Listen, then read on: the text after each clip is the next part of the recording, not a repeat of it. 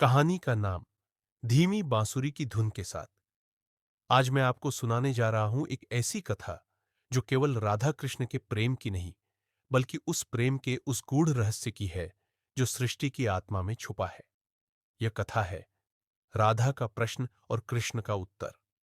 यह कथा केवल कान्हा के बांसुरी की नहीं, बल्कि उस प्रेम की है जो बोलता नहीं, केवल महसूस होता है। प्रथम भाग। राधा का उलझा मन वृंदावन की हर सुबह जैसे प्रेम से भीगी होती।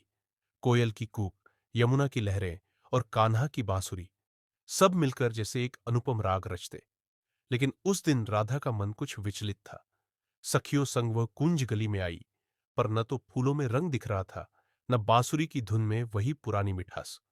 राधा मन ही मन, सच प्रेम क्या होता है? क्या केवल मिलन ही प्रेम है, या फिर वह पीड़ा भी प्रेम है, जब बिना कहे भी कोई तुम्हारे मन में बसा हो? सखी ललिता। राधे, क्यों उदास बैठी हो? क्या कान्हा से कोई रूठने की बात हुई? राधा मुस्कुराकर, रूठने मनाने से क्या प्रेम मापा जा सकता है ललिता? उस दिन राधा मन बना चुकी था कि कृष्ण से सीधे यह प्रश्न पूछेगी। द्वितीय भाग।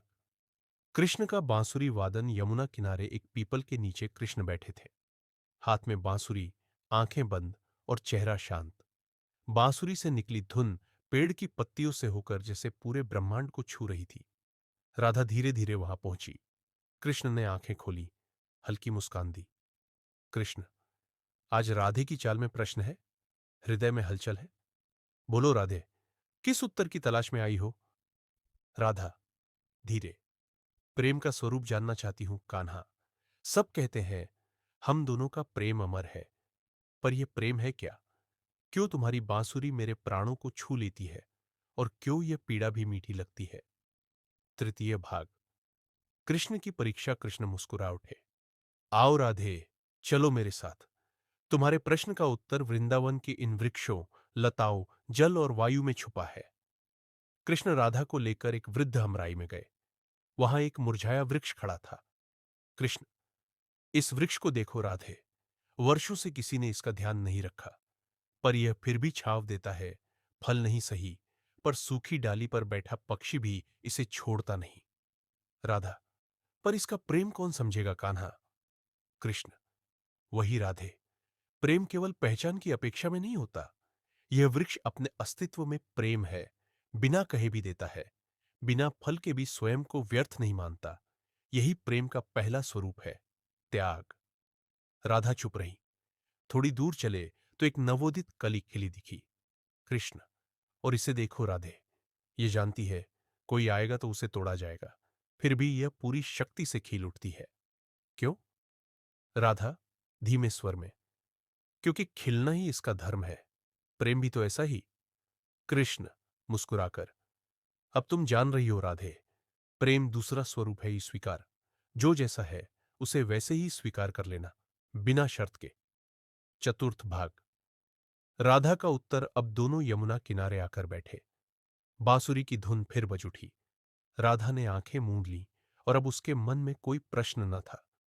राधा धीरे धीरे, अब समझ में आया कान्हा, तुम्हारी बांसुरी प्रेम से बधी है। इसमें स्वर तभी आता है जब स्वयं को खोया जाता है।